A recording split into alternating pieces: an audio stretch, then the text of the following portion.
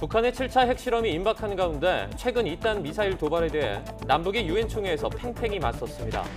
우리나라는 북한의 도발을 규탄하며 안보리의 대응에 실패했다고 비판한 반면 북한은 무기 현대화가 합법적인 자위권 행사라고 주장했습니다. 여야의 당권 경쟁이 갈수록 격화하고 있습니다. 국민의힘은 이준석 대표와 정진석 의원이 원색적인 비난을 주고받으며 난타전을 벌였습니다. 민주당은 내일 우상호 새 비대위 체제를 가동하며 조기 내용 수습을 노리지만 이재명 의원을 둘러싼 논란이 계속되고 있습니다. 용산 대통령 집무실 옆 미군 전용 호텔인 드래곤 힐을 반환받고 대체 부지를 제공하는 방안이 검토되고 있는 것으로 알려졌습니다. 대통령실은 구체적인 사실을 말하기 이르다며 조심스러운 입장이지만 대통령실 이전 비용 부담을 두고 다시 논란이 일 것으로 보입니다. 지난달 수출이 615억 2천만 달러로 역대 두 번째 규모를 기록했지만 수출보다 수입이 빠르게 늘며 무역 수지가 두 달 연속 적자를 기록했습니다. 내일 발표될 4월 경상수지도 적자를 기록했을 거란 전망이 나옵니다. 2,500억 원대 펀드 환매 중단 사태를 빚은 디스커버리 자산운용사 장하원 대표가 구속됐습니다. 경찰은 펀드에 거액을 투자한 장 대표의 형인 장하성 주중대사와 김상조 전 청와대 정책실장을 조사하는 방안도 검토 중인 것으로 알려졌습니다. 화물연대 파업이 사흘째 이어지면서 물류 대란 우려가 더욱 커지고 있습니다. 노조원 15명이 업무방해 혐의로 체포되는 등 갈등이 격화하고 있지만 화물연대와 정부 간 협상은 진전이 없는 상황입니다. 세계보건기구는 원숭이 두창이 빠르게 확산하며 29개 국가에서 1,000명이 넘는 확진자가 보고됐다고 밝혔습니다. 비풍토병 국가에서도 풍토병으로 자리 잡을 수 있다는 전망이 높은 가운데 우리나라도 원숭이 두창을 2급 법정 감염병으로 지정해 관리에 들어갔습니다. 작년 95세 일기로 별세한 고 송혜 씨 빈소에는 방송계와 가수계, 정치계 인사들이 대거 찾아 국민 MC의 마지막 길을 함께했습니다. 윤석열 대통령은 고인에게 금관 문화훈장을 추서했습니다.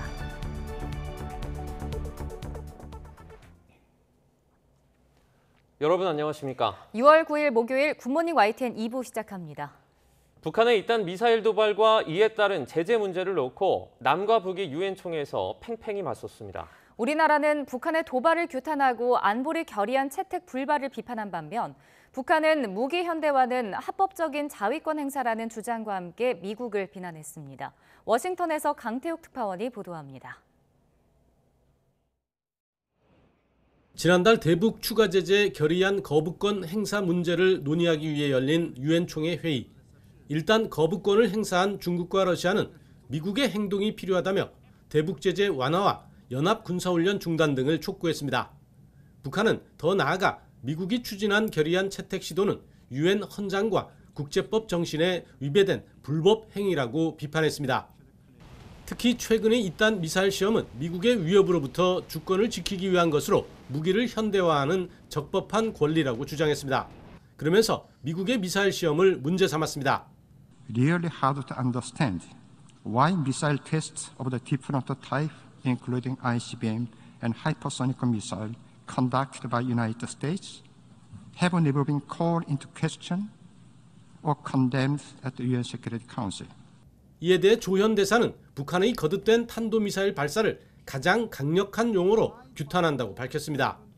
특히 13개 안보리 이사국이 결의안에 찬성한 것은 국제사회의 규탄을 엄숙히 보여주는 증거라고 역설했습니다. 다만 대화 여지는 열어뒀습니다. Despite the DPRK's repeated provocations and threats, and our hand of unconditional assistance on the pandemic is still extended.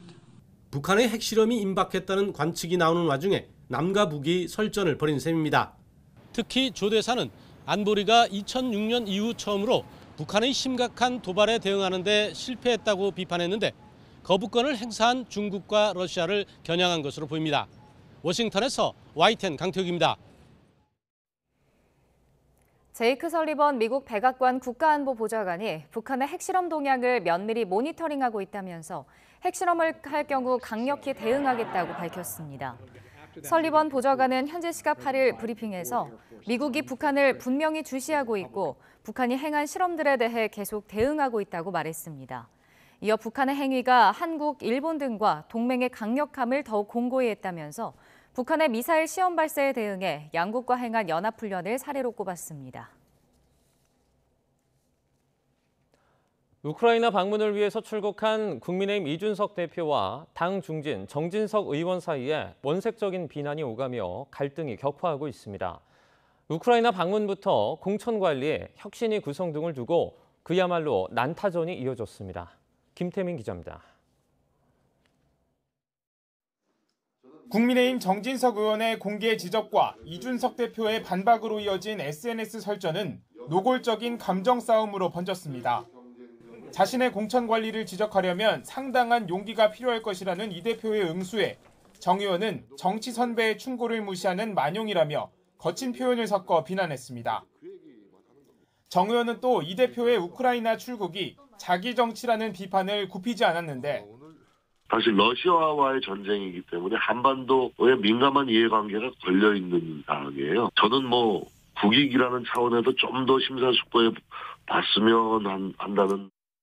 이준석 대표는 YTN과의 인터뷰에서 이런 지적은 물밑 사정을 알지 못한 소리라고 일축했습니다.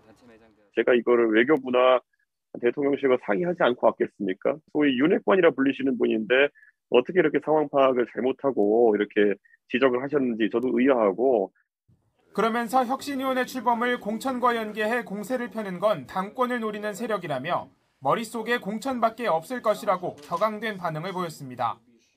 또 왜 이런 무리수를 계속 두는지 모르겠다고 지적한 뒤 SNS에 올린 육모방망이가 정진석 의원을 겨냥한 것이라며 맹공을 이어갔습니다. 당연히 겨냥했죠. 왜 이런 지적들이 있는지, 거기다 나이가 어떻고 선배로 어떻고 이런 얘기할 거면요, 앞으로 나이 순을 뽑죠. 당대표도. 대선과 지방선거 승리 직후 벌어진 당대표와 중진 간의 설전은 차기 당권을 염두에 둔 주도권 다툼이란 해석이 나옵니다. 이에 따라 이 대표가 귀국한 뒤에도 혁신위원회 구성과 이른바 성상납 의혹에 대한 당윤리위원회 논의 과정에서도 적지 않은 잡음이 이어질 전망입니다. YTN 김태민입니다. 더불어민주당은 우상호 의원을 위원장으로 하는 새 비대위 구성에 속도를 내고 있습니다. 조기에 당 내용을 수습하겠다는 건데 오는 8월 전당대회를 앞두고 이재명 의원 등을 둘러싼 당권 경쟁은 갈수록 격화하고 있습니다. 박기환 기자입니다. 더불어민주당은 우상호 의원을 위원장으로 추대한 지 하루 만에 당무위에서 비대위 구성 안건을 통과시키며 새 지도부 구성에 속도를 높였습니다. 우상호 의원을 비대위원장에, 그리고 박홍근, 한정혜, 박재호, 이용우, 김현정 이 5분을 비대위원으로 의결 안건 통과됐다는 말씀을 드리겠습니다. 민주당 내부에서도 이번 당 쇄신이 마지막 기회라며 개파 간 비난을 자제하자는 목소리가 잇따랐습니다. 박홍근 원내대표도 비대위의 역할이 특정인에 대한 선거 패배 책임을 묻는 데 국한되지 않을 것이라며 일부에서 제기되는 책임론에 선을 그었습니다. 향후 총괄적인 평가 작업에 돌입할 겁니다. 그래서 저는 당의 평가가 특정 인물의 책임 여부를 묻는 데 집중되거나 국한될 거라 생각하지는 않습니다. 하지만 당장 2달 앞으로 전당대회가 다가온 만큼 당권 경쟁은 더 격렬해지고 있습니다. 친문계 홍영표 의원은 당을 위해 출마했다는 이재명 상임고문의 말이 거짓이라며 직격탄을 날린 뒤 자신이 앞장서 당을 쇄신하겠다고 당권 도전 의사를 드러냈습니다. 제가 아는 한은 우리 당이 원해서 내가 희생하기 위해서 나왔다. 이거는 저는 그것이 거짓말이라고 생각하거든요. 쇄신과 혁신 이런 것을 위해서 내가 앞장서 해야 되겠다. 네. 이 생각에 집중하려고 합니다. 이재명 상임고문은 국회 등원 첫날부터 친이재명계 의원 10여 명과 만찬을 가지며 세를 드러냈지만 여전히 당권 도전 여부를 포함한 주요 현안에는 침묵하고 있습니다. 위원장님 새로 이제 오셨는데 좀 어떻게 한 말씀 좀 부탁드릴 수 있을까요? 간단하게. 이런 가운데 이낙연 전 대표와 이 상임고문이 팬덤과 거리두기를 해야 한다며 죄인으로 남지 않기를 바란다는 당내 비판이 제기됐고 당내 토론회에서는 공천 과정에서 오락가락했던 지도부의 행보가 패인 중 하나였다는 쓴소리도 터져나왔습니다. 연이은 선거 패배를 딛고 일어나 재창당 수준의 쇄신을 해야 한다는 당내 목소리는 뚜렷하지만 전당대회가 임박한 상황에서 계파 갈등까지 봉합할 수 있을지는 미지수입니다. YTN 박견입니다. 용산 대통령 집무실 바로 옆에는 드래곤 힐이라는 미군 전용 호텔에 위치한 미군 잔류부지가 있는데요. 이를 반환받고 대신 후암동에 있는 부지를 미군에 제공하는 방향이 검토되고 있는 것으로 알려졌습니다. 이렇게 되면 대통령실 청사 인근에는 미군 소유 부지가 남지 않게 되지만 예산이 추가될 경우 논란도 불가피할 것으로 보입니다. 한현희 기자입니다. 용산 미군기지 영내에 있는 미군 전용 드래곤힐 호텔입니다. 10만 5천 제곱미터 규모의 호텔 부지는 용산공원 예정지 한가운데 있는데 용산기지를 평택으로 이전한 후 잔류기지로 활용될 계획이었습니다. 하지만 대통령 집무실이 용산으로 이전하면서 문제가 생겼습니다. 대통령 집무실과 미군기지가 담 하나를 사이에 두고 겨우 300m가량 떨어진 채 자리하게 된 겁니다.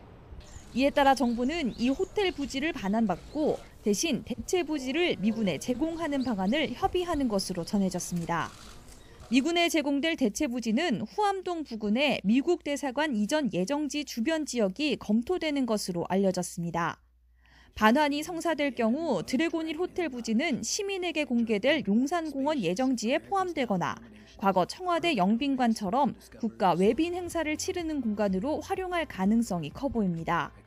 다만 대통령실 관계자는 구체적인 사항을 말하는 것은 아직 이르다며 조심스러운 입장을 밝혔습니다.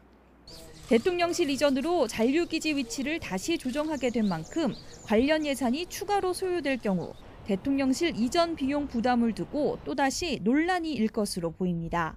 YTN 한현입니다.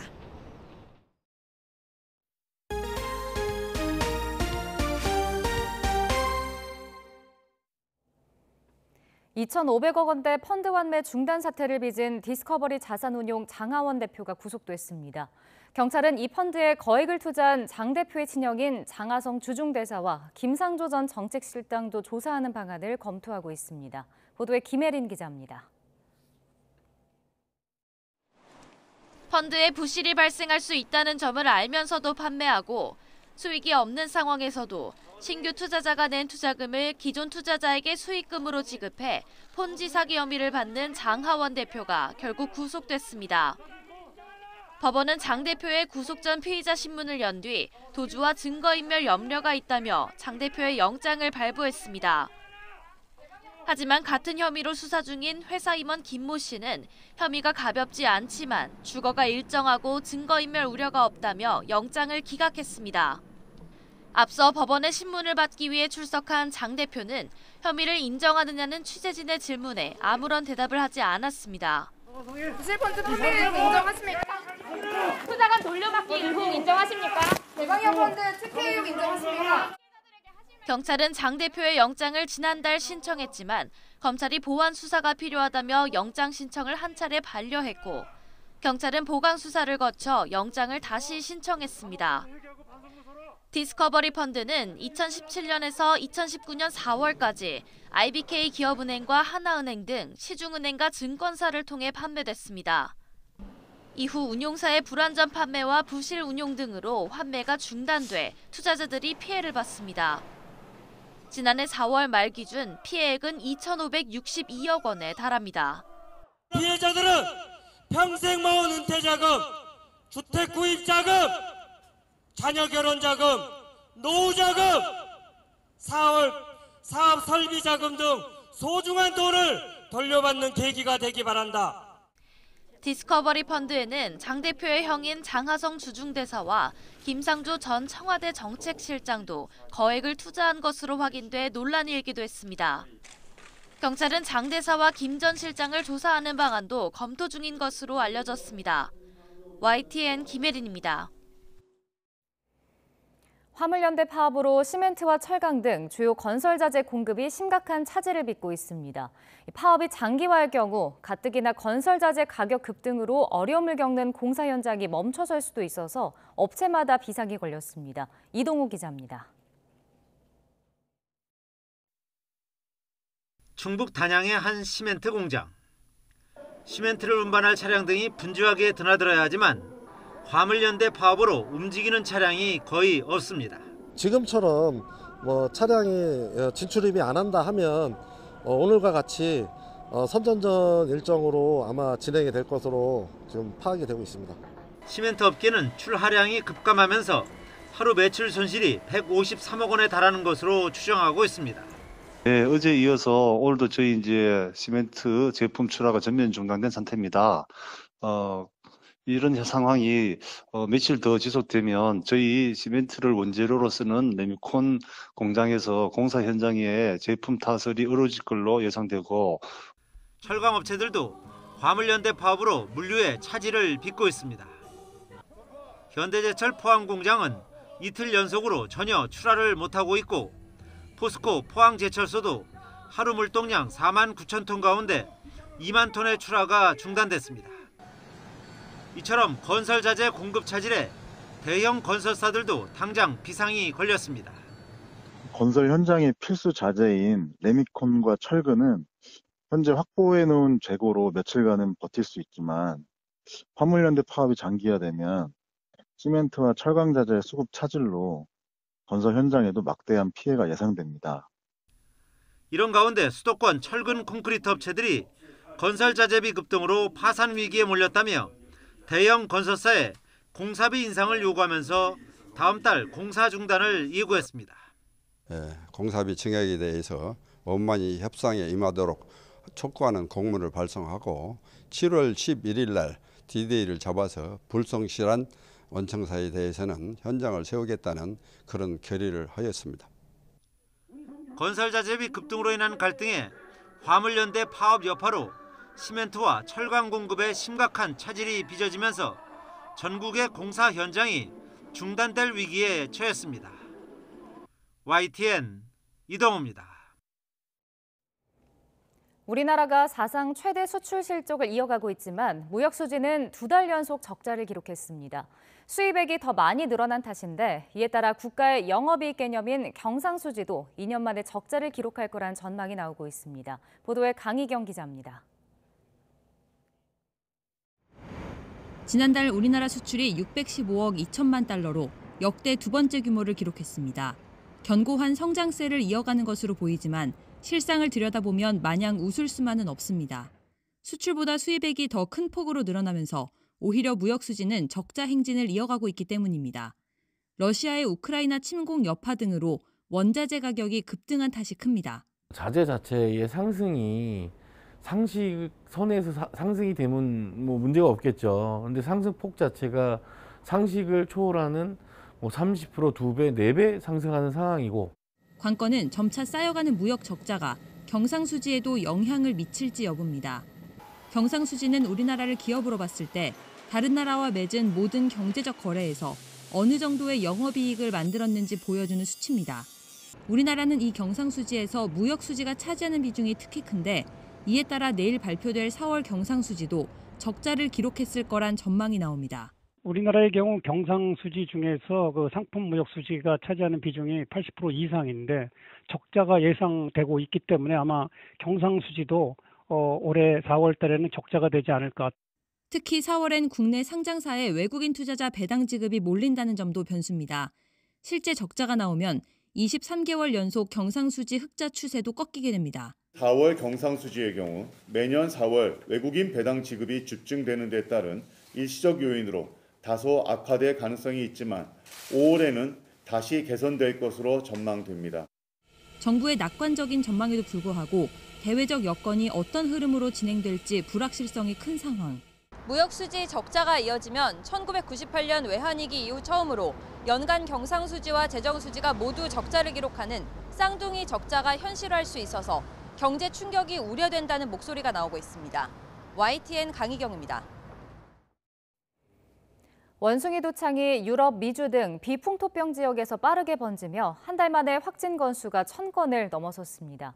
세계보건기구 WHO는 29개 나라에서 원숭이 두창 감염 사례가 확인됐다며 일부 국가들에서 풍토병화될 징후를 보이고 있다고 경고했습니다. 김진호 기자의 보도입니다. WHO는 원숭이 두창이 비풍토병인 29개 국가에서 1,000명이 넘는 확진자가 보고됐다고 밝혔습니다. WHO는 이러한 확진자 통계를 공개하며 일부 국가에서 풍토병이 될 위험이 있다고 전망했습니다. The risk of monkeypox becoming established in non-endemic countries is real.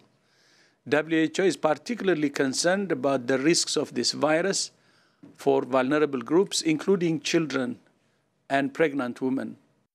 거브러 여수스 사무총장은 비풍토병 국가에서는 사망자가 보고되지 않았지만 아프리카에서는 올해 들어 60명이 넘는 사망자가 나왔다는 점도 명심해야 한다고 강조했습니다. 그는 또 일부 국가에서는 지역 전파가 진행 중이라는 징후가 있다며 감염자의 자가격리를 권고했습니다. 천연두와 증상이 비슷한 원숭이 두창은 중서부 아프리카에서 풍토병화된 바이러스입니다. 하지만 지난달 7일 영국에서 감염 사례가 나온 이래 유럽과 미주, 중동, 호주 등에서 잇따라 확진자가 발생해 또 다른 보건 위기가 오는 것이 아닌가 하는 우려를 불러왔습니다. 지금까지는 동성과 성관계를 가진 남성 사이에서 감염 사례가 두드러집니다. The moment, the cases that are being reported now are still primarily in the non-endemic setting among men and still primarily among men who have sex with men.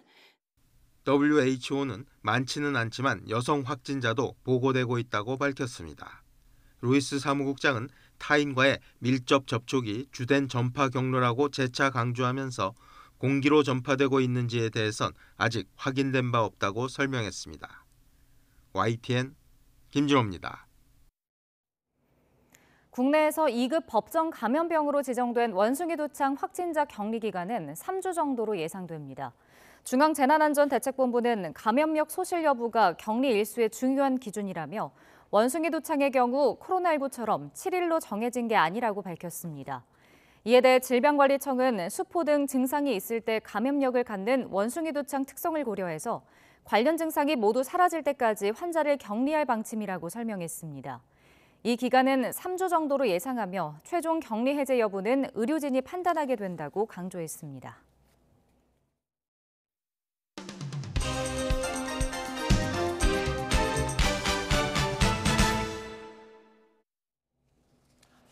(6월 9일) 목요일, 오늘 아침 신문은 어떤 소식을 다뤘는지 짚어보겠습니다. 이현웅 아나운서가 주요 내용 정리해왔습니다. 어서 오세요. 안녕하십니까?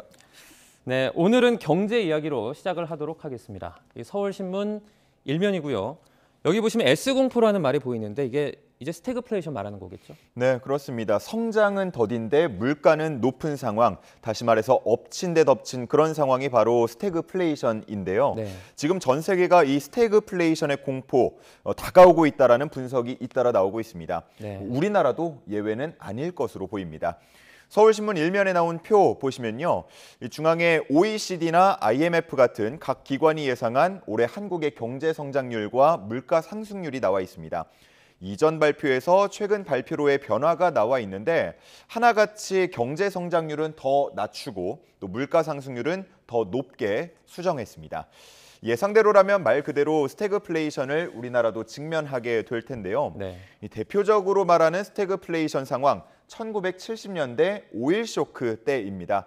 그러니까 기관들 전망대로라면 50년 만에 이런 상황이 재현될 수 있다, 이렇게 경고를 하고 있는 겁니다. 네. 세계은행 총재는 CNN과 인터뷰를 하면서 세계 경제가 80년 만에 가장 큰 둔화를 기록할 것이라고 얘기하기도 했습니다. 네. 이제 뭐 신문을 보면 미국의 경우에는 재무장관이 현재 물가 상승 우려를 하고 있고요. 예. 그리고 0%대 경제 성장률 2분기 기록할 수 있다는 그런 우려도 나오고 있는 상황입니다. 네. 스태그플레이션 우리나라도 이제 철저한 대비가 좀 필요할 것 같습니다. 그렇습니다. 다음 기사 보도록 하겠습니다.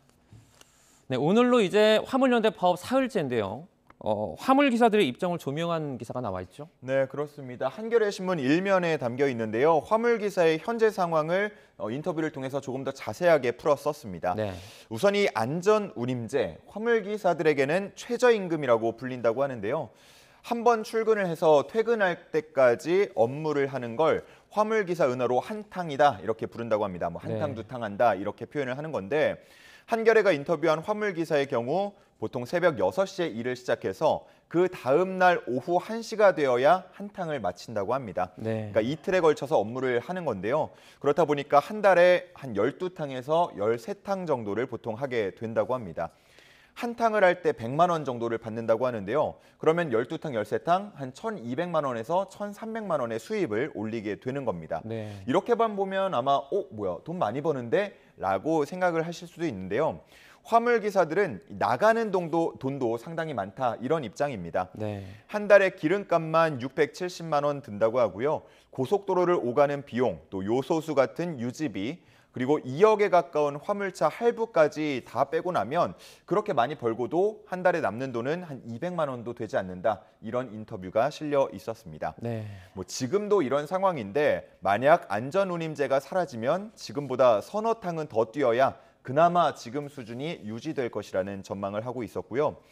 화물연대는 정부가 대화에 응하지 않으면 투쟁 수위를 높이겠다는 입장인데 정부는 법률 개정 사안이라면서 국회로 공을 돌린 상황입니다. 네. 다음은 정치권 소식 알아보도록 하겠습니다. 어제 저희도 이제 검찰의 어떤 편중 인사 관련해서 얘기를 나누지 않았습니까? 네. 윤석열 대통령이 출근길에 발언을 했는데 이게 또 논란이 되고 있죠. 예, 그렇습니다. 두 신문 준비했는데요. 한국일보를 보면 대통령의 답변 과정에서 과거에 이제 민변 출신이 도배하지 않았냐 이렇게 발언한 걸 두고 이상한 반박이다라고 제목을 썼고요. 네. 또 아래 있는 경향신문은 논란 사안 때마다 미국을 거론한다라는 점을 비판하는 기사를 썼습니다. 하나씩 보면서 설명을 드리겠습니다. 먼저 한국일보가 대통령의 발언에 대해서 이상한 반박이다라고 말을 한 건 본질과 다른 답을 했다고 보기 때문인데요. 이번 논란 단순히 검찰 출신만 쓴다라고 비판을 하는 것이 아니라 이 검찰이라는 좁은 인재풀에서 개인적 인연이 있는 사람을 대거 등용한다는 게 진짜 핵심이다 이렇게 본 겁니다. 네. 그런데도 전 정부 사례를 이야기한 건 자기 합리화를 위한 거라고 봤고요. 또 다른 내로남불이다 이렇게 비판하고 있었습니다. 한편 경향신문은 윤석열 대통령의 미국 인용에 대해서 기사를 썼는데요. 작년 7월이었죠. 네. 대선 출마 선언 후 주 52시간제를 비판할 때에도 미국의 경우를 들어서 설명한 바 있고요. 또 최근에 법무부 인사정보관리단 신설 때에도 미국에서 하는 방식이다 이렇게 출근길에 이야기한 바 있습니다. 네. 이번 인사 논란도 마찬가지였는데요. 우리나라와 제도와 관행이 다른데 계속해서 미국의 사례와 비교하는 게 적절하냐 이런 비판이 나온다고 했습니다. 네. 이번에는 민주당 상황 조명한 기사를 보도록 하겠습니다. 현재 패배 후유증이 계속되고 있는 그런 모양새인데요.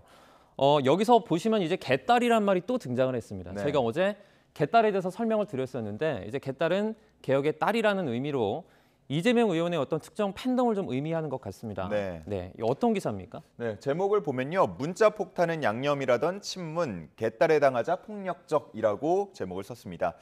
최근 개딸에 당했다라고 표현할 만한 인물, 대표적으로 홍영표 의원 들 수 있겠는데요. 네. 지역구 사무실 앞에 조롱 섞인 대자보가 붙기도 했고요. 또 하루에 1,000통 이상 되는 문자 폭탄에 시달리고 있는 상황이라고 인터뷰를 했습니다. 네. 이에 대해서 홍 의원은 배후가 있다라고 본다면서 상당히 조직적이고 갈수록 폭력적이라고 걱정하는 인터뷰를 담았습니다. 네. 다른 의원들도 휴대전화에 이재명, 박지현 같은 키워드를 스팸 차단 키워드로 등록해 두었다는데요. 그렇지 않으면 일상적인 활동이 불가능할 정도로 문자 폭탄이 쏟아진다고 합니다. 조선일보는 이런 행동을 개딸만의 문화가 아니라고 했는데요. 과거 문재인 대통령을 향한 강성 지지층의 비슷한 행동을 보고도 또 문재인 대통령이 그런 얘기 하지 않았습니까? 경쟁을 흥미롭게 만들어주는 양념이다. 이런 발언을 다시 한번 기사에 담았고요. 네. 한 중립 성향 의원은 이에 대해서 팬덤 문화는 친문이나 친명이나 다를 바 없다라고 평가하기도 했습니다. 네. 또 당내에서는 계파와 관계없이 모두 이런 열성 지지자들과 거리 두기를 해야 할 필요가 있는 때다. 이런 목소리가 현재 나오고 있는 상황이라고 합니다. 한편 경향신문은 어제 민주당 초선 재선 의원들이 연 토론회에 대한 기사를 쓰기도 했는데요. 이재명 전 후보에 대한 졌지만 잘 싸웠다, 젖잘싸와 문재인 전 대통령을 대한 잘했는데 졌다, 잘했젖 유령이 민주당 내에 떠돌고 있다면서 패배 원인이 없는 정당이 됐다 이런 비판이 나왔다고 합니다. 과연 앞으로 민주당이 이 유령들을 어떻게 내쫓을 수 있을지 한번 지켜보도록 하겠습니다. 네, 이제 다음 기사는 임금 피크제 이야기 다뤄보도록 하겠습니다. 최근에 대법원이 그 나이만 기준으로 한 임금 피크제는 무효다 이런 판결을 내리기도 했습니다. 네. 제목을 보니까 집단 소송 가능성도 좀 있는 것 같아요. 네, 그렇습니다. 대법원 판결 후 올 여름 노동계 연대투쟁의 뇌관이 됐다라는 제목을 담고 있는데요. 네. 삼성전자, 현대차, SK하이닉스 등 대기업 노조는 임금 피크제 폐지를 요구하고 있습니다. 일부 노조는 그동안의 임금 피크제 운영으로 인한 금전적 피해까지 보상하라고 요구를 하고 있고요. 받아들여지지 않을 경우에는 소송까지 이어가겠다는 입장 밝히고 있습니다. 기업들도 대응책 마련에 들어간 모습인데요. 영향이 제한적일 거란 분석이 나오고 있습니다. 대기업들이 도입한 임금 피크제 정년 연장형이기 때문인데요. 이번에 대법원 무효 판결 사례는 정년을 연장하지 않은 상태에서 나이로 차별을 한 경우지만 대기업들은 정년을 연장하면서 도입을 한 거기 때문에 부당한 차별은 아닐 거라는 얘기가 나오고 있는 겁니다. 네. 또 일부 기업들에서는 임금 피크제에 들어갈 때 책임이나 강도가 낮은 곳으로 업무 분장을 이뤘기 때문에 그 영향이 크지 않을 것으로 해석을 하고 있기도 했습니다. 네. 기업과 노조가 생각하는 게 조금은 달라 보이는데요. 그러다 보니까 갈등이 격화할 거란 우려도 함께 나오고 있습니다. 네. 다음 기사입니다. 이제 이현웅 아나운서는 코로나19 이후에 해외여행 갔다 온 적 있습니까? 당연히 못 갔습니다. 네, 이게 이제 자가격리 그런 기간들 때문에 불편해서 못 가신 분들이 상당히 많은데요. 그동안 여권이 만료된 분들도 상당히 많습니다. 예, 제 주변에도 보니까 최근에 여권 사진 찍으러 간다 이런 분들 많더라고요. 네, 근데 이제 최근에 보니까 이 종이 구형 여권으로 발급받는 분들이 많다고 해요. 설명해 주시죠.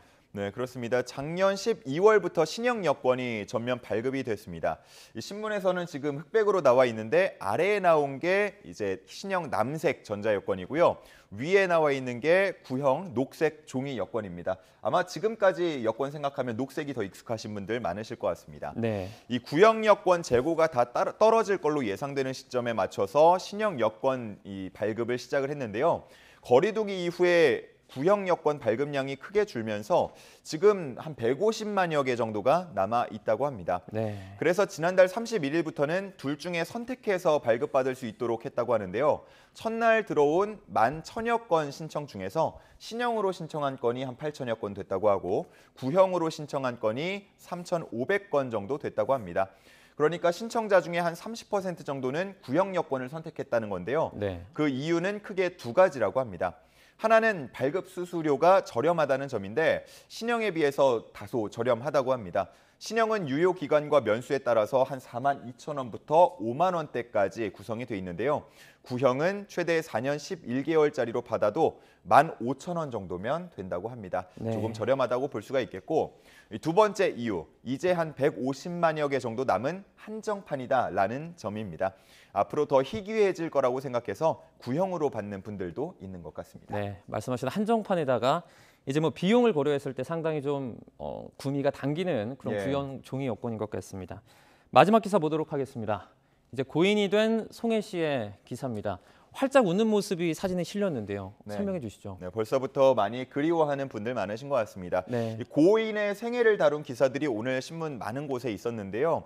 1927년 송복희라는 본명으로 황해도에서 태어났을 때부터 유엔군 상륙선에서 직접 이 송혜라는 이름을 지었다라는 내용도 눈에 띄었고요. 네. 또 아들을 잃고 시리에 빠져있던 고인을 전국 노래자랑 무대로 이끈 게 배우 안성기 씨의 친형 안인기 PD라는 인연을 다룬 점도 눈에 띄었습니다. 네. 61세이던 88년부터 지금까지 중간에 건강이 좋지 않았던 한 6개월 정도를 제외하고는 이 녹화에 불참한 적이 없다는 내용도 있었는데요.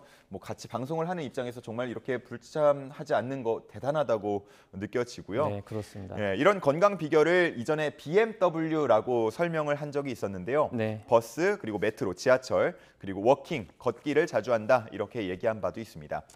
실제로 조선일보 기사를 보면 송혜 씨가 즐겨 찾았던 단골 식당 사장님 인터뷰도 있었는데요. 그 사망 불과 이틀 전이었던 지난 6일에도 식사를 했다고 하고요. 강남 자택에서 식당이 있는 종로까지 늘 지하철을 타고 다녔다라는 기사였습니다.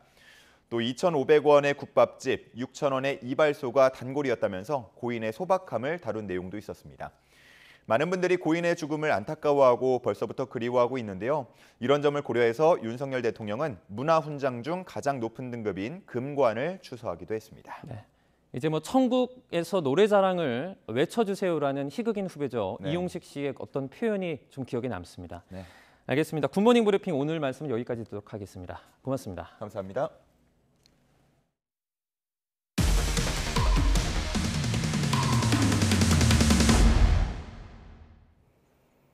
네, 얼마 전 한 남성이 술에 취해 길가에 있던 차 주유구를 부수고 달아났습니다. 그런데 이틀 뒤에는 더 대담하게 차량 7대 유리를 깨고 금품까지 털었습니다. 이준엽 기자가 단독 보도합니다. 지난달 29일 새벽 1시쯤 한 남성이 고급 외제차 앞에서 전화통화를 하면서 주유구를 만지작댑니다. 1분 동안 서성이더니 난데없이 주유구를 발로 차 부수고 그대로 달아납니다. 화가긴 했을 때는 너무 당황스러웠고 제가 무슨 잘못을 했는지 동네에 무슨 피해를 입혔는지 많은 생각을 했습니다. 그리고 이틀 뒤 같은 지역에 주차된 차량 7대 유리창이 한꺼번에 파손됐습니다. 이전 파손 차량 주인의 누나차도 포함되어 있었습니다. 이 남성은 콘솔 박스까지 일일이 헤집어 안에 있는 물건을 훔쳐갔습니다. 30m도 채 떨어지지 않은 곳에서 차량을 파손한 남성은 이틀 만에 이곳 공원 주차장에서 연쇄 절도 행각을 벌였습니다. 동네가 조용하다는 거를 그 범인이 판단을 하신 것 같고 그 뒤에 이제 공원에 돼 있던 차량 7대를 이제 유리 파손을 하시는. 경찰은 지난 3일 절도와 절도 미수, 재물 손괴 혐의로 40대 김모 씨를 긴급 체포했습니다. 차량 석 대에서는 돈 될 물건을 찾지 못했고 넉 대에서는 공기청정기 등을 훔쳐 차량 수리비까지 피해 금액이 770만여 원입니다. 김 씨는 첫날에는 술 먹고 홧김에 차를 부쉈고 그 뒤 차량 털이는 생활비를 마련하기 위해 저질렀다고 경찰에 진술했습니다. 경찰은 김 씨를 구속하고 자세한 범행 경위를 조사하고 있습니다. YTN 이준엽입니다. 우크라이나 전쟁 여파에 40년 만에 최악의 가뭄이 닥친 북동부 아프리카에서 굶주림으로 죽어가는 아이들이 늘어나기 시작했습니다. 서방은 러시아의 흑해항구 봉쇄로 우크라이나의 식량 수출이 중단되면서 이런 문제가 생기고 있다며 문제 해결을 촉구하고 있지만 러시아는 자신들의 책임이 아니라고 발뺌하고 있습니다. 강성욱 기자가 보도합니다. 유엔의 소말리아 인도주의 조정관은 현지 시간 8일 최근 소말리아에서 수천 명이 굶주림으로 죽었다고 말했습니다. 벌써 4차례의 우기에 충분한 비가 내리지 않았는데 다시 한번 마른 우기가 닥치면 아사자수가 폭발적으로 늘어날 수 있다고 우려하고 있습니다. 지난 2년간 이어진 코로나19의 러시아의 우크라이나 침공으로 인한 물가 급등, 여기에 최악의 가뭄까지 아프리카는 사상 최악의 식량난을 겪고 있습니다. Lo voglio dire chiaramente, dalla Russia ci aspettiamo segnali chiari e concreti perché bloccare le esportazioni del grano significa tenere in ostaggio e condannare a morte milioni di bambini, donne e uomini. 우크라이나 곡물 수출 통로 확보를 위해 러시아와 터키 외교장관이 회담을 가졌지만 해법은 나오지 않았습니다. 오히려 러시아는 자신들의 책임이 아니라고 발뺌했습니다. Пшеницы и других злаковых. Поэтому какого-либо отношения к продовольственному кризису нынешняя ситуация с украинским зерном не имеет. Об этом подробнейшим образом говорил президент. 우크라이나는 밀과 옥수수, 해바라기 기름의 세계 최대 수출국 중 하나입니다. 러시아의 침공 이후 약 2,200만 톤의 곡물이 수출길이 막혀 사일로에 쌓여 있습니다. 우크라이나 전쟁의 여파와 아프리카에 닥친 최악의 가뭄에 세계는 식량 대재앙의 상황으로 내몰리고 있습니다. YTN 강성욱입니다.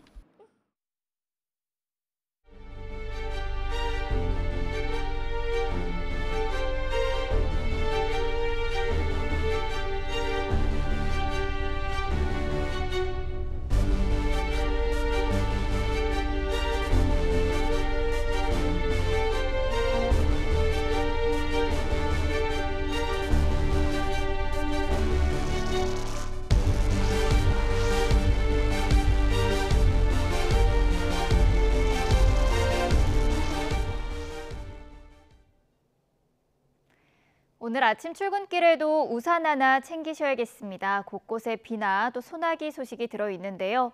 흐린 날씨 속에 기온도 크게 오르지는 못하겠습니다. 오늘 서울의 한낮 기온은 25도로 예년 기온을 2도가량 밑돌겠습니다. 현재 기압골의 영향으로 경기 북부와 충청 북부 지역에는 비가 내리고 있는데요. 이 비는 오전까지 산발적으로 이어지겠습니다. 오후에는 대기 불안정이 심해지면서 내륙 곳곳에 요란한 소나기가 지날 것으로 보이는데요. 이 소나기의 양은 5에서 많게는 40mm로 벼락과 돌풍을 동반하기도 하겠습니다. 현재 기온 살펴보도록 하겠습니다. 현재 서울 기온은 18.6도, 대전은 18.7도, 부산은 15도를 나타내고 있습니다. 오늘 낮 기온은 어제와 비슷하거나 조금 더 높겠는데요. 오늘 서울의 한낮 기온은 25도, 대전은 26도, 광주와 대구는 27도, 부산과 울산은 23도를 보이겠습니다. 내일부터는 다시 30도 안팎의 낮더위가 기승을 부릴 전망입니다. 지금까지 날씨 정보였습니다. 북한의 제7차 핵실험이 임박했다는 관측이 나오는 가운데 북한 노동당 중앙위원회 제8기 제5차 전원회의 확대회의가 어제 소집됐다고 조선중앙통신이 오늘 보도했습니다. 김정은 노동당 위원장의 사회로 진행이 된 이번 회의에는 정치국 상무위원회 위원인 김덕훈, 조영원, 최룡해, 박정천, 리병철과 중앙위원회 정치국 위원과 후보위원, 중앙위원회 위원과 후보위원들이 참가했습니다. 조선중앙통신은 참가자들의 높은 정치적인 열의 속에 전원회의 확대회의는 의정토의에 들어갔다고 전했습니다. 회의는 이틀 이상 진행될 것으로 보입니다. 김정은 위원장이 대남 대외 정책과 핵실험 관련 메시지를 내놓을지 관심이 쏠리는 가운데 일단 오늘 조선중앙통신 보도에서는 구체적인 내용은 전해지지 않았습니다. 신인호 국가안보실 2차장은 북한의 7차 핵실험 동향과 관련해 날짜는 예단할 수 없지만 북한의 결단만 남았다고 말했습니다. 또 굳건한 한미동맹을 바탕으로 확장 억제 확보에 온 힘을 다하겠다며 말이 아닌 행동으로 보여주겠다고 강조했습니다. 관련 내용 직접 들어보겠습니다. 날짜는 제가 바로 예단할 수 없고요. 북한의 결단만 남았다고 보시면 되겠습니다. 그 핵실험 징후 포착됐다는 건 좀 어떤? 구체적으로 말씀드려서 합니다. 네. 성김 대표도 사실 어느 정도 요구에 대해서 이제 북한 중국과의 공조가 중요하다라고 하셨는데 어떻게 생각하시는지? 당연히 공조가 중요하죠. 중국도 국제적인 노력에 동참해야 된다고 생각합니다. 국가안보실은 굳건한 한미 동맹을 바탕으로 확장 억제 능력을 확대하면서 보다 근본적이고 근원적인 위협 제거 대책을 마련하는 데 온 노력과 힘을 모을 것입니다. 윤석열 정부의 국가안보실은 말이 아니라 행동으로 보여줄 것입니다. 중국과 러시아가 유엔 총회 회의에서 대북 제재 완화 필요성을 거듭 촉구했습니다. 이들 국가는 현지 시각 8일 미국 뉴욕 유엔 본부에서 지난달 26일 유엔 안보리에서 대북 추가 제재 결의안에 거부권을 행사한 이유를 설명해야 하는 회의에서 이같이 주장했습니다. 장진 주유엔 중국 대사는 미국은 특정 영역에서의 대북 제재 완화와 연합 군사훈련 중단과 같은 많은 일을 할 수 있다며 단지 전제 조건 없이 대화할 준비가 됐다고 말만 하지 말고 행동에 나서는 것이 핵심이라고 말했습니다. 안나 에브스티그브니바는 주유엔 러시아 차석 대사도 새 제재 결의안은 북한의 복잡한 인도주의적 상황을 더 악화할 수 있기 때문에 지지하지 않은 것이라며 안보리 의장 성명을 원했지만 이러한 제안은 쇠기의 경읽기였다고 비난했습니다. 미국이 북한과 전제 조건 없는 대화를 원한다는 고위급 메시지를 비공식 채널을 통해 전달했다고 밝혔습니다. 제프리 드로렌티스 주 유엔 미국 차석 대사는 현재 시각 8일 뉴욕 유엔 본부에서 중국과 러시아의 대북 추가 제재 결의안 거부권 행사와 관련해 열린 유엔 총회 회의에서 조 바이든 대통령과 토니 블링컨 국무장관이 거듭해서 공개적으로 이를 언급해왔다며 이같이 말했습니다. 드로렌티스 차석 대사는 우리는 이러한 메시지를 비공식 채널을 통해 전달했다면서 여기엔 미국의 고위 관리가 북한의 고위 관리에게 보내는 고위급 친서도 포함됐다고 전했습니다. 특히 이런 메시지는 제3자를 통해 서면으로 전달됐으며 구체적인 제안들도 담겼다고 설명했습니다. 민주노총 화물연대 본부는 총파업이 불가피했다고 주장하며 정부가 안전운임제 일몰 폐지를 약속하면 모든 것을 열어놓고 논의할 수 있다고 밝혔습니다. 이봉주 위원장 등 화물연대본부 관계자들은 서울시 중구 민주노총 사무실에서 기자간담회를 열고 유가 급등으로 운송 비용이 급상승했지만 운송료는 그대로라며 총파업 도입 배경을 설명했습니다. 이어 정부 형태가 바뀌지 않는다면 투쟁 수위를 높일 수밖에 없다며 이른 시일 안에 전국 자동차 생산 라인이 멈출 것이고 그것도 안 되면 유통 물류망까지 완벽하게 세울 계획이라고 강조했습니다. 엄영소 국토교통부 2차관은 민주노총 화물연대를 향해 언제나 대화의 문은 열려 있다고 말했습니다. 어 차관은 정부가 구성한 안전운임 태스크포스를 통해 화물연대와 논의를 이어가길 희망한다는 입장도 밝혔습니다. 그는 화물연대가 파업 명분으로 내건 안전운임제 일몰제 폐지와 관련해 이미 화물연대와 매주 혹은 2주에 한 번꼴로 만나 논의하고 있다며 정부가 제도 개선을 위한 대화에 나서지 않고 있다는 일각의 비판을 일축했습니다. 경제협력개발기구 OECD가 올해 한국의 물가 상승률 전망을 크게 높여서 5% 가까이 오를 것으로 내다봤습니다. 반면 경제성장률 전망치는 낮췄는데 실제 1분기 경제성장이 부진한 성적을 보여 연간 목표치인 2.7% 달성에 빨간불이 켜졌다는 목소리가 나옵니다. 강희경 기자입니다. 무섭게 치솟는 물가가 더 가파른 오름세를 보일 것이라는 경제협력개발기구 OECD의 전망이 나왔습니다. OECD는 경제 전망을 통해 우리나라의 올해 물가 상승률 전망치를 4.8%로 제시했습니다. 지난해 12월 전망보다 2.7%포인트 올려 잡은 것으로 한국은행과 IMF 등 주요 기관 전망 가운데 가장 높습니다. 우크라이나 사태 여파로 원자재 가격이 크게 올랐다는 점이 물가 상승의 주요 원인으로 꼽혔습니다. 반면 경제성장률 전망치는 0.3%포인트 낮춘 2.7%로 제시했습니다. 민간 소비와 기업 투자가 회복을 보일 것으로 전망하면서도 물가 압력과 공급망 차질 등으로 소비 회복 속도가 완만할 것으로 내다봤습니다. 실제 지난 1분기 경제 성장 상황도 그리 좋지 않은 것으로 나타났습니다. 올해 1분기 실질 국내 총생산 GDP는 전 분기보다 0.6% 성장했지만 지난해 4분기 성장률에 비하면 절반으로 축소됐습니다. 코로나19와 공급 병목 현상, 우크라이나 사태로 민간 소비와 투자가 뒷걸음질한 탓이 컸습니다. 부진한 성장률 때문에 한국은행이 목표로 제시한 올해 2.7% 성장이 어렵지 않겠냐는 관측이 나오지만 한은은 조심스레 낙관적인 전망을 내놨습니다. 남은 분기 동안에도 이렇게 이제 산술적으로 계산을 해보면은 매 분기 전년 대비 매 분기 전기 대비 0.5%씩 성장하면은 2.7%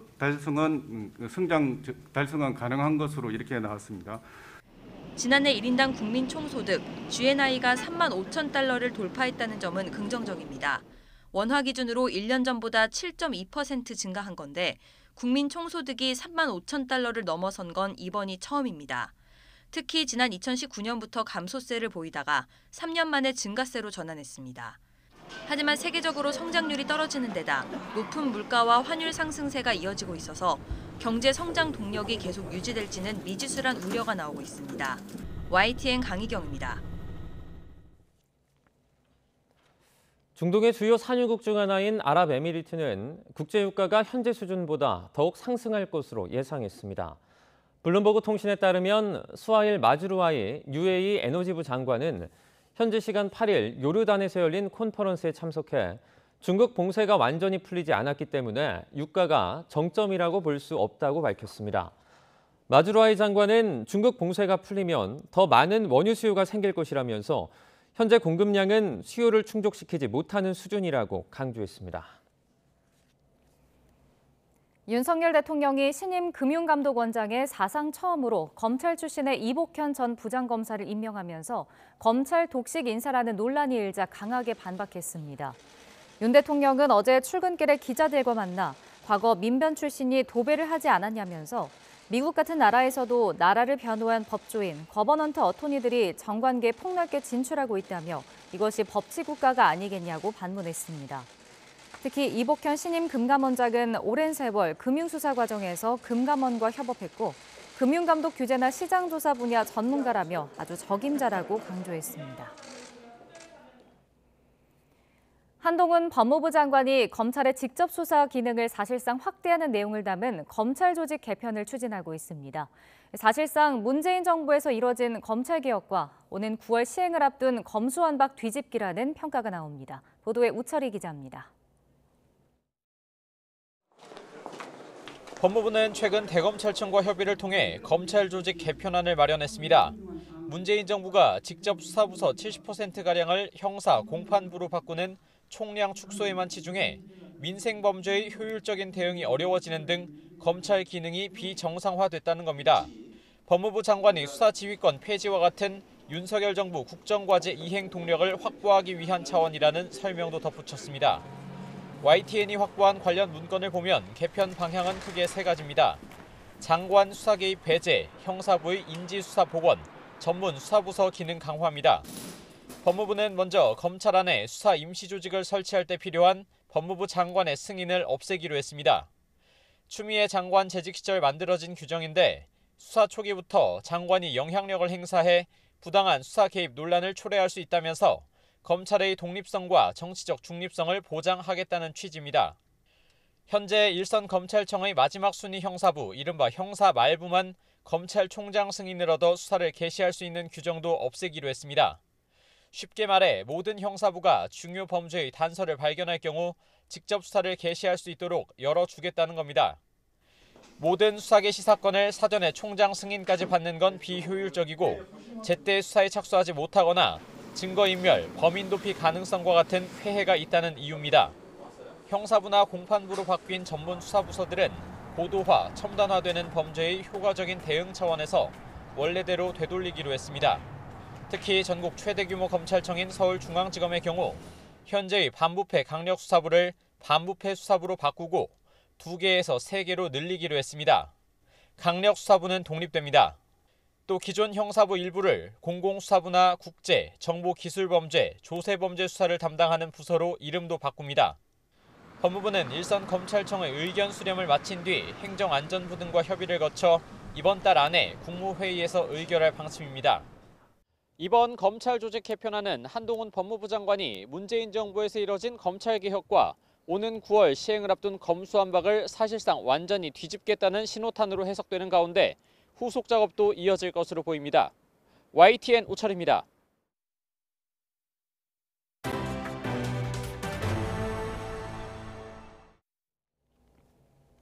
네, 경제 소식을 빠르게 전달해드리는 코너 굿모닝 경제 시간입니다. 네, 오늘은 정철진 경제평론가와 함께하겠습니다. 어서 오십시오. 네, 안녕하십니까. 어서 오세요. 네, 먼저 해외 증시 소식부터 짚어보도록 하겠습니다. 뉴욕 증시가 지난 이틀 연속 상승세였는데요. 네. 사흘 만에 이제 하락을 했죠. 네, 그렇습니다.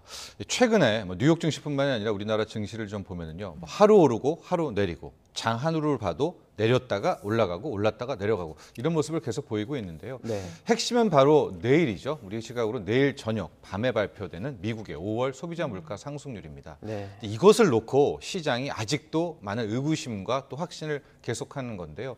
오르는 날은 이번이 피크아웃일 거야, 이번이 정점일 거야 라는 생각이 들고 그렇게 되면 이제 미국의 국채금리죠. 10년 만기 국채금리가 떨어지면서 오르게 되고요. 또 오늘처럼 오늘 새벽처럼 뉴욕 증시가 하락하는 날은 아니야, 아직도 인플레이션은 계속될 거야. 또 이런 우려가 커지면서 네. 오늘 새벽에도 또 미국 국채금리가 거의 3%를 또 넘었거든요. 네. 이러면서 뉴욕 증시는 하락하고 이런 모습을 보이고 있는데요. 아마도 본격적인 추세는 이제 내일 밤에 발표되는 미국의 5월 소비자 물가 상승률의 결과를 보고 자리를 잡지 않을까 이렇게 보고 있습니다. 네. 네, 내일 미국의 좀 발표를 지켜봐야겠습니다. 네. 자, 저희도 연일 좀 전해드리고 있는데 물가가 무섭게 오르고 있잖아요. 근데 경기 성장은 정체 상태를 보이고 둔화 우려도 나오고 있습니다. 스태그플레이션 네. 현실화할 것이라고 좀 보십니까? 그렇죠. 예, 정말 스태그플레이션 교과서에나 보는 말 그대로 정말 무시무시한 거죠. 물가는 계속 오르는데 이제 스태그와 플레이션, 인플레이션의 합성 아닙니까? 네. 인플레이션은 계속되는데 스태그, 경기 침체는 오는 이런 형국을 말하는 건데요. 네. 어제 세계은행 총재가 스태그플레이션을 직면하고 있다. 그 앞에까지 와 있다라고 하는 건데요. 핵심은 이런 겁니다. 물가가 계속 오르는데 금리를 올려서 물가를 잡으려고 하잖아요. 네. 네. 근데 이게 잡히면 좋은데 안 잡힙니다. 그럼 금리를 또 올려야 되고요. 또 올려야 되고 그러는 와중에 경기는 망가지고 내수는 망가지는 이런 현상인데 최근의 모습이 그렇습니다. 먼저 이 경기를 포함하는 성장률을 보면은요. 뭐 세계은행뿐만이 아니라 OECD, IMF, 우리 한국은행도 성장률 전망치는 하향 조정합니다. 그만큼 경기는 나쁘다는 거죠. 그러면 물가는 잡히고 있는가? 또 그렇지는 않습니다. 인플레이션 전망치는 계속해서 높이고요. 한국은행 같은 경우에는 이번에 금리 올리고 나서 뭐 전망치 올해 물가 상승 전망치 거의 4%대까지 올리지 않았었습니까? 이런 모습이 전형적인 스태그플레이션 초입에 돌아가고 있고요. 어제 이제 우리나라의 올 1분기 경제 성장률 이제 수정치가 나온 거죠. 속보치에서 수정치 오히려 떨어졌습니다. 1분기에 0.6% 성장을 한 거거든요. 우리가 적어도 2%대 후반을 하려면 더 떨어지면 안 돼요. 이 정도를 매 분기 성장을 해야 되는데 지금 걱정이 수출이 삐걱대고 있는 모습이 보입니다. 이렇다면 이제 2분기, 3분기, 4분기도 이런 기조를 유지할 수 있을까? 그렇지 못하다면 이제 물가도 못 잡은 상황에서 경기 침체까지 가는 뭐 굳이 언급하고 싶지는 않지만 스태그플레이션의 공포는 분명히 와 있는 겁니다. 지금 뭐 그러니까 한국뿐만 아니고 전 세계 스태그플레이션 위험도 좀 상당하다 이런 목소리가 나오고 있지 않나요? 그렇습니다. 지금 전 세계적인 현상이 이 인플레이션이 전 세계적으로 아주 강력하게 오고 있고요. 제가 덧붙이자면 이제 제니 델런 재무장관이죠. 그 큰 물가 상승 때문에 우려를 하고 있다 이런 발언을 직접 하기도 했고 미국 같은 경우에는 2분기가 이제 0%대 성장 우려가 된다. 그런 전망치가 나오기도 했습니다. 그렇습니다. 이유가 있습니까? 그렇게 말씀하셨듯이 인플레이션이 전 세계적인 공포입니다. 이게 어떤 한 나라에 집중된 것이 아니고 그 인플레를 풀 수 있는 해법도 지금 거의 없습니다. 그러니까 일본을 제외한 모든 나라가 이 물가를 잡기 위해서 다 금리를 올리는 강한 긴축 정책을 하고 있거든요. 이렇게 되는데도 물가는 안 잡히고 내수와 경기는 망가지고 이게 전 세계적으로 나타나는 패턴입니다. 그럼 언제쯤 이 인플레이션 상황이 좀 완화될 거라고 예상을 하시나요? 한국은행 측에서는 이제 내년 1분기, 내년 초를 바라보고는 있는데요. 글쎄요, 지금 흐름을 좀 보면 일단 유가부터 잡아야 되거든요. 근데 오늘 새벽에 국제 유가는 또 급등을 해서 이제 배럴당 122달러까지 왔습니다. 이런 추세라면 저는 내년 여름까지도 인플레는 지속될 수 있겠다 이렇게 전망하고 있습니다. 이제 조금 전에 엔화 또 말씀을 해주셨는데요. 엔화 가치가 떨어지는 것도 상당히 좀 무섭습니다. 1달러에 133엔의 거래가 되고 있었고요. 이게 이제 20년 만에 최저 수준이라고요. 네, 그렇습니다. 제가 앞서 이제 모든 나라들이 다 이 물가를 잡으려고 긴축, 금리도 올리고 뿌렸던 돈도 걷어들인다고 말씀해 드렸는데 한 나라만 예외입니다. 바로 일본입니다. 일본은 지금 오히려 엔화를 계속 푸는 이 양적 완화 정책을 계속하고 있는 거의 유일한 나라고요. 어제죠, 이 구로다 총리가 아예 국회에 나가서 돈 더 풀 거다 이런 얘기까지 하고 있으니까 엔화만 약해지고 약해진 엔화 약세가 나왔고요. 지금 달러당 엔화는 2002년 이후에 거의 가장 최저치, 가장 약한 상황이고 오늘 새벽에 또 떨어져가지고요. 지금 뭐 134엔대까지 왔고요.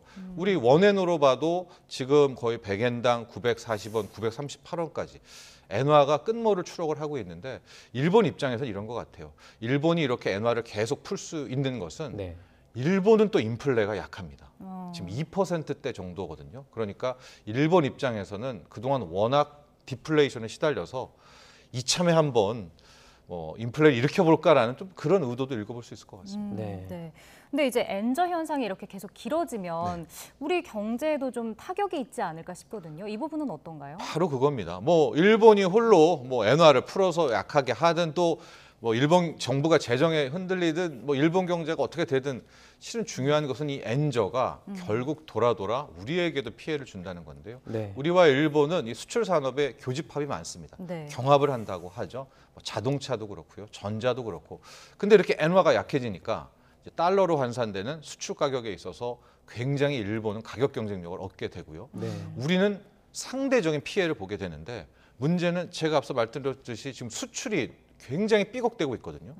여기에 이 엔저가 오히려 더 기름을 붓는 그런 형국이 될 수 있겠습니다.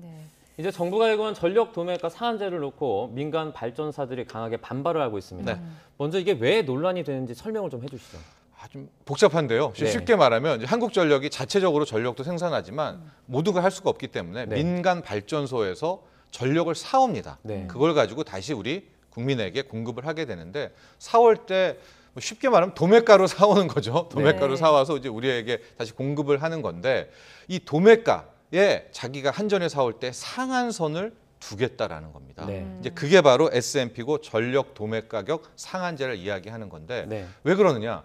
지금 한전은 전기료를 올려도 엄청 올렸어야 됩니다. 미리 네. 올렸어야 되는데 만에 하나 전기 요금이 이 상태에서 올라 보십시오. 정말 우리나라 물가는 걷잡을 수밖에 오를 수밖에 없어서 인위적으로 당국이 압박을 해서 이제 한전이 전기를 못 올리게 막는 거예요. 네. 이런 와중에 한전은 엄청난 적자가 되죠. 벌써 1분기가 1조 6천억 적자, 이대로만 7조 6천억, 이대로만 가면 올해 한 20조 이상 적자가 납니다. 그러니까 네. 한전은 전기료는 못 올리고 적자는 어떻게든 막아야 되겠고, 그래서 생각해낸 방법이 자신들이 사오게 되는 그 도매가에 상한을 걸어버리는 거예요. 네. 그러면 이제 그나마 비용 부담을 덜 수 있다라는 건데, 이건 또 무슨 반발이냐? 한전에게 전기를 파는 민간 발전소 입장에서는 좀 말이 안 되죠. 그쵸. 왜냐하면 상한이 걸리는 거니까. 네. 그러니까 왜 상한을 거냐? 여기에 강력 반발하고 있고, 네. 또 한전은 이렇게라도 비용 부담을 덜어야 되겠고, 이제 이런 논란이 나오고 있습니다. 네. 저희가 이제 S&P 전력 도매 가격인데 네. 이거 상한제를 건다는 게 저도 이제 공부를 해봤는데 상당히 좀 어렵더라고요. 네. 직전 3달 평균의 이제 S&P, 그렇죠? 그것과 이제 최근 10년 월 평균의 S&P가 그것에 이제 10%보다 높을 때, 네. 그때 이제 다음 달 S&P에 제한을 건다는 건데, 네. 그러면 어쨌든 다음 달 S&P 내가 팔 수 있는 가격에 제한이 걸리지 않습니까? 그렇죠. 이 가격은 이런 제도는 실제로 좀 적절하다고 보십니까? 이게 다 왜곡의 왜곡이죠. 네. 쉽게 생각하면 전기료를 올릴 때 올렸어야 되는 게 맞거든요. 네. 그러나 이제 당국에서 특히 이건 이제 문재인 정부부터 계속 이제 막아온 이유인데, 왜냐하면 너무나 생활 물가에 타격을 주지 않습니까? 그럼에도 불구하고 지금 S&P라든가 이런 왜곡의 왜곡이 계속되는 것은 앞서 말했듯이 한국전력이라는 회사가 공기업인 것이고, 또 이게 물가에 주는 영향 때문에 막는 건데, 문제는 이게 윗돌 빼서 아랫돌 막는 겁니다. 네. 한전은 공기업이기 때문에 적자가 나면 돌아 국민 세금으로 또 그걸 메워주는 구조거든요. 네. 그래서 뭐 S&P 논란이고 이거 논란이고 다 이것은 결과적으로 전기료에 어느 정도 현실화가 나와야 되는 건데, 네. 윤석열 정부에서 과연 이 고양이 목에 이 방울을 달 수 있을까라는 생각도 좀 들지만, 또 역설은 한국전력이 상장사입니다. 네. 그러니까 주주가 있는 회사란 말입니다. 언제까지 이렇게 인위적으로 전기료를 낮출 수 있을지, 또 그런 생각도 함께 해보는데요. 일단은 이 전력 도매가격 상한제를 통해서 시간은 벌었습니다만, 전기요금의 상승, 인상은 피할 수 없지 않을까 이렇게 보고 있습니다. 아, 그러면 이제 전기료 인상은 좀 이어질 수 있다라는 네. 전망을 저는 시간의 해주신 거죠? 문제지 뭐 3분기, 4분기 끄는 데만큼 끌다가 어쩔 수 없이 올리게 될 텐데, 네. 그걸 또 감안하면 우리나라의 소비자 물가 상승률이 많이 걱정이 되죠. 네, 현실적으로 봤을 때 전기료 상승이 좀 필요하다, 이렇게 분석하시는 거죠. 어쩔 수 없다. 네. 알겠습니다. 여기까지 듣도록 하겠습니다. 정철진 경제평론가와 함께 경제 이슈 정리해봤습니다. 오늘 고맙습니다. 고맙습니다.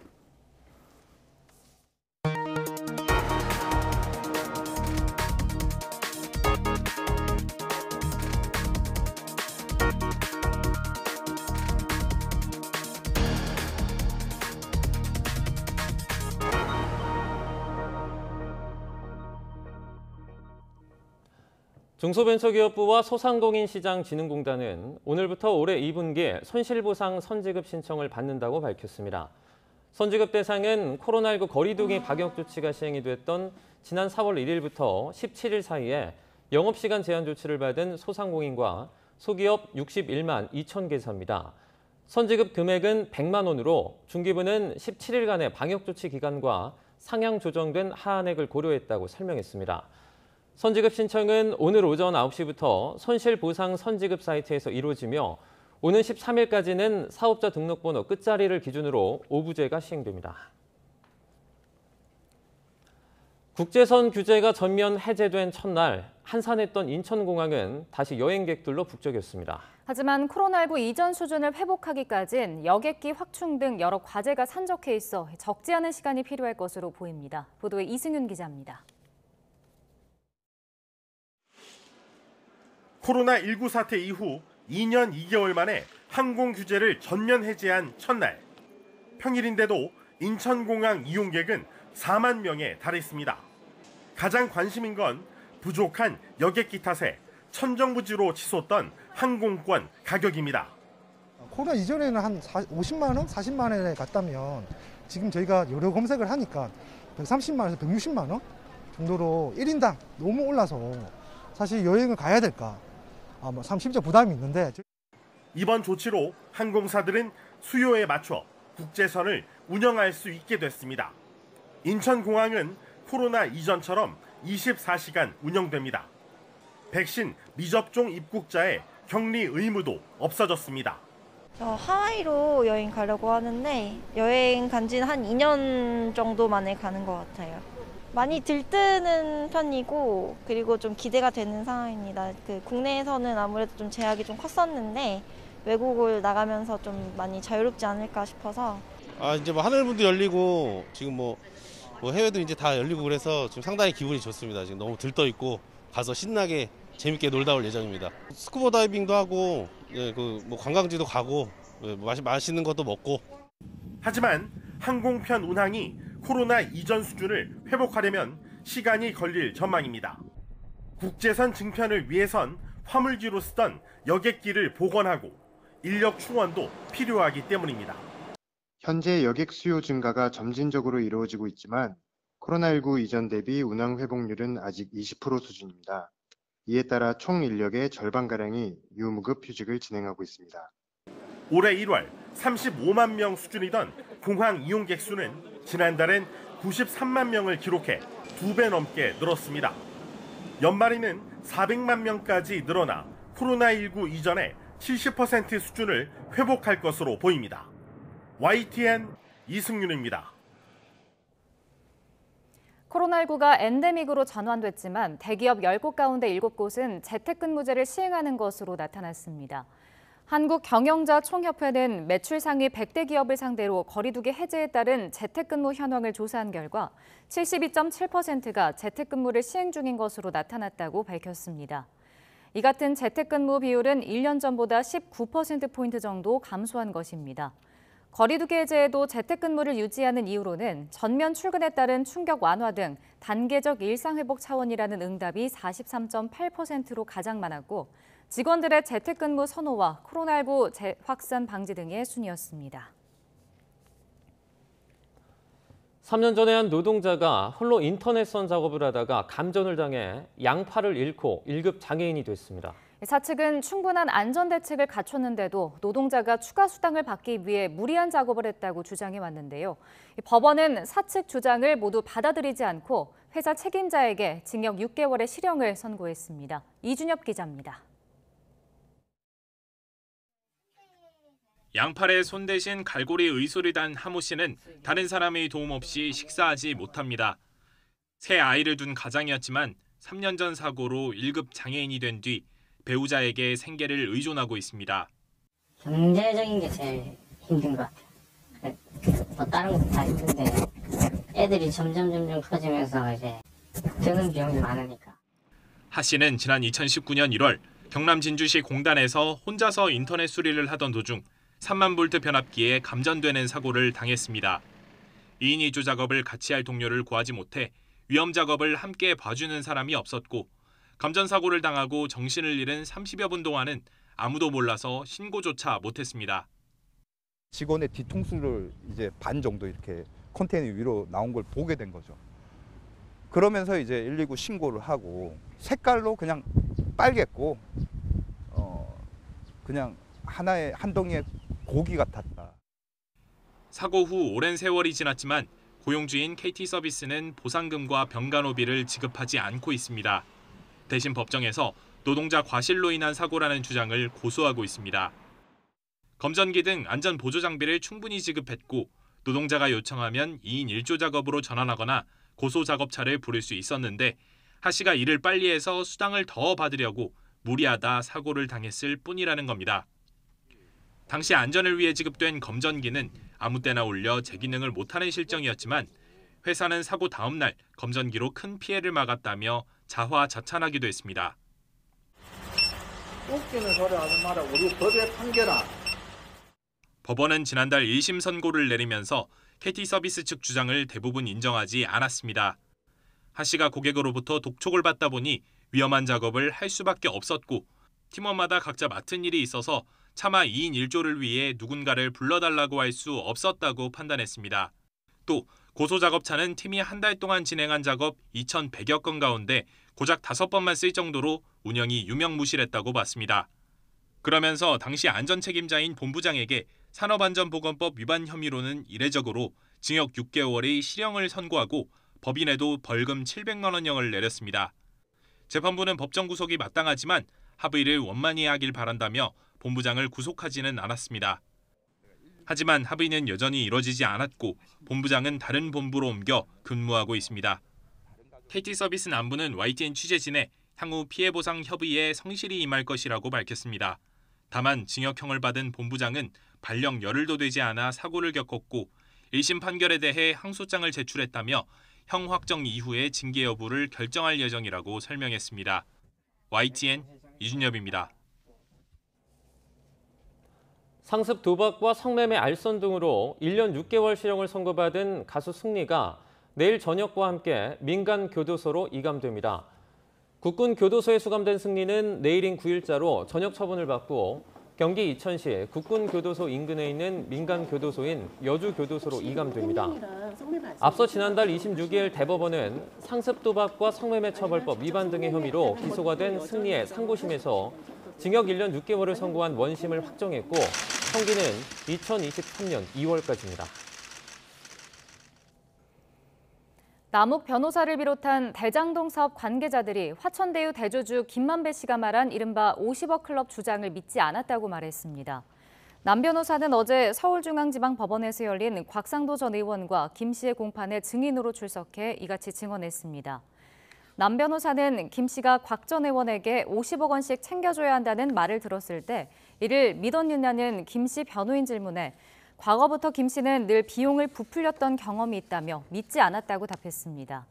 이어 곽 전 의원 아들에게 50억 원을 줬다는 말도 처음에는 100% 신뢰하지 않았다면서 언론에 보도된 것을 보고 확인하게 됐다고 덧붙였습니다. 한동훈 법무부 장관의 명예를 훼손한 혐의로 재판에 넘겨진 유시민 전 노무현재단 이사장의 1심 판결이 오늘 내려집니다. 서울 서부지방법원은 오늘 오후 명예훼손 혐의로 기소가 된 유시민 전 이사장의 선고 공판을 엽니다. 유 전 이사장은 지난 2019년 12월과 이듬해 7월 유튜브와 라디오에서 당시 한 장관이 부장을 맡고 있던 대검찰청 반부패 강력부가 노무현 재단과 자신의 은행 계좌를 들여다봤고 주장해 허위 사실에 의한 명예훼손 혐의로 재판에 넘겨졌습니다. 유 전 이사장은 최후 진술을 통해 한 검사장의 명예를 훼손했다고 생각하지 않는다며 자신이 한 일에 대해서 후회는 없다고 말했습니다. 네, 계속해서 저희 추경호 경제부총리의 저희 브리핑이 조금 전에 시작이 됐는데요. 저희가 현장 화면 보도록 하겠습니다.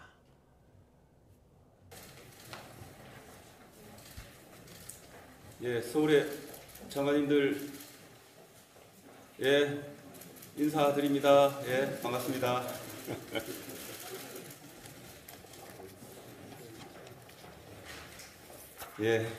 아침 일찍 자리해 주신 장관님들께 감사 말씀을 드립니다. 지금부터 제2차 경제관계 장관회의를 시작하겠습니다.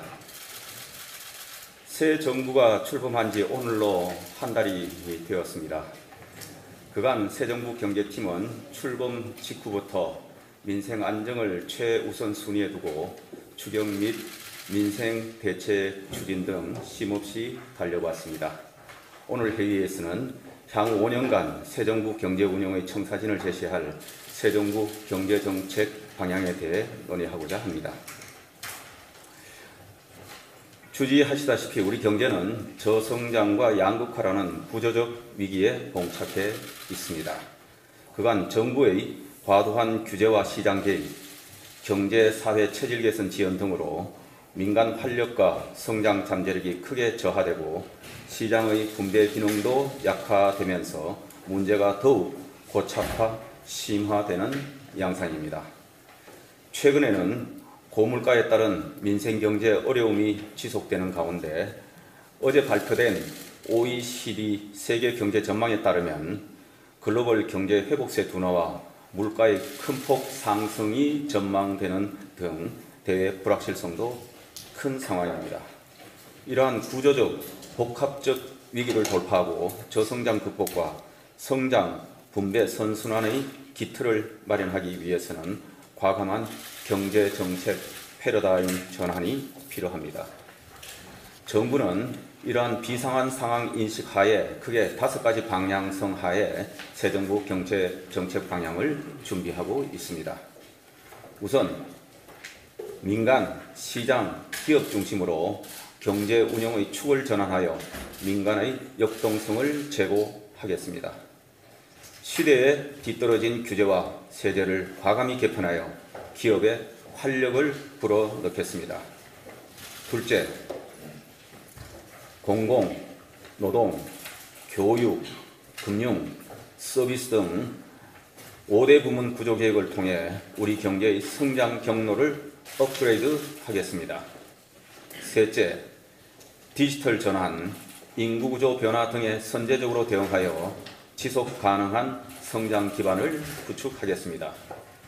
넷째, 취약계층에 대한 사회 안전망을 강화하고 계층 이동 사다리를 복원하여 모두가 동행하는 경제를 구현하겠습니다. 끝으로 당면 현안인 물가와 민생 안정에 총력을 다하는 한편 대내외 리스크 관리에도 빈틈이 없도록 하겠습니다. 새 정부 경제정책 방향은 오늘 회의에서 관계부처 장관님들과 심도 있는 논의를 거쳐 세부 내용을 고안한 후 다음 주 중 발표할 예정입니다. 근본 경제정책 방향의 핵심 어젠다 중 하나는 규제 혁신입니다. 규제 혁신은 민간이 끌고 정부가 미는 역동적 경제를 실현하기 위한 새 정부의 핵심 과제로 역대 정부에서 누구도 개선하지 못했던 어렵고 복잡한 규제를 이번에야말로 해결하겠다는 결연한 의지가 필요합니다. 대통령과 국무총리께서도 여러 차례 강조하신 바와 같이 이제는 기업 활동의 발목을 잡는 규제를 과감히 철폐해야 합니다. 특히 경제 분야 중요 과제는 경제부총리인 제가 직접 팀장을 맡고 경제장관님들께서 함께 참여하는 경제 분야 규제혁신 TF를 6월 중 출범시켜 다루고자 합니다. TF에는 현장 애로 해소, 환경, 보건의료, 신산업, 입지 등 5개 작업반을 구성하고 분야별 주요 과제를 집중 발굴 점검하여 첫 번째 결과물을 신속하게 도출하겠습니다. 이 자리에 계신 장관님들께서는 경제 분야 규제 혁신에 주도적이고도 적극적인 역할을 해주실 것을 당부드립니다. 장관님들께 한 가지 더 요청드리고자 하는 사항은 물가 안정입니다. 최근 물가가 국제유가, 원자재 가격의 고공행진 등 해외발 인프레 요인의 국내 전이가 지속되면서 많이 불안합니다. 모든 부처는 물가 안정을 최우선 과제로 삼고 소관 분야 물가 안정은 직접 책임진다는 자세로 총력을 다해 주시기 바랍니다. 우선 농축수산물 할인 쿠폰, 비료, 사료 가격 안정 지원 등 각종 추경 및 민생 대책 사업을 국민들께서 하루라도 빨리 체감할 수 있도록 최대한 신속히 집행해 주시기 바랍니다. 또한 물가 안정에 직간접적으로 기여할 수 있는 각 부처의 주요 재정 사업에 대해서는 집행 상황을 집중적으로 점검하고 네, 추경호 경제부총리의 경제장관 회의 보고 오셨는데요. 내용을 좀 정리를 하자면 새 정부 출범 한 달째, 이 출범 직후부터 민생을 최우선으로 보고 있다. 그리고 최근 이 고물가 때문에 민생 경제가 상당히 어렵고 과감한 경제 패러다임의 전환 등이 필요해 보인다며 이 민생 관련 우려를 계속해서 언급했습니다. 네, 그리고 공공과 노동, 교육, 서비스 등 5대 부문의 구조 개혁을 통해서 경제 성장을 더 높여가고 또 디지털 전환으로 지속 가능한 성장을 구축해 나가겠다고 밝혔습니다. 또 취약계층의 사회 안전망을 강화해서 모두가 동행하는 경제를 만들겠다고 덧붙였는데요. 관련 내용은 정리가 되는 대로 다시 한번 자세히 전해드리겠습니다. 오늘도 대체로 흐린 가운데 곳곳으로 비가 내리겠고요. 낮더위도 주춤하겠습니다. 오늘 서울 낮 기온은 25도로 어제보다 그리고 예년보다 조금 낮아 선선하겠는데요. 다만 오늘 외출하실 때에는 우산 꼭 챙겨 나오셔야겠습니다. 현재 서울은 하늘빛만 다소 흐리지만 수도권과 강원 또 충청 지역은 오전까지 산발적인 비가 이어지는 곳이 있겠고요. 오후부터는 대기 불안정이 심해지면서 내륙 곳곳에 요란한 소나기가 지나겠습니다. 현재 레이더 영상을 살펴보겠습니다. 북쪽에서 유입되는 기압골의 영향으로 현재 수도권과 또 충청 지역에 산발적인 비구름이 분포해 있습니다. 이 비는 오전까지 5에서 20mm 정도 내리다 그치겠지만 오후부터 저녁 사이 곳곳으로 소나기 구름이 만들어지겠고요. 5에서 40mm의 소나기가 돌풍과 벼락을 동반하면서 요란하게 내리겠습니다. 오늘 아침 기온은 어제와 비슷하거나 조금 높습니다. 현재 서울 기온은 19도, 광주 17.3도로 출발하고 있습니다. 낮 기온은 서울 25도로 중부지방은 어제와 비슷하거나 조금 낮겠고요. 남부지방은 광주와 대구 27도로 어제보다 2에서 4도가량 높겠습니다. 내일부터는 다시 30도 안팎의 때이른 더위가 찾아오겠습니다. 들쑥날쑥한 기온 변화에 면역력이 떨어지기 쉬우니까요. 건강관리 잘 해주시기 바랍니다. 지금까지 상암동 야외 스튜디오에서 YTN 홍나실입니다. 목요일 아침 굿모닝 YTN은 여기까지입니다. 잠시 후 뉴스라이더가 방송됩니다. 시청해주신 여러분 고맙습니다.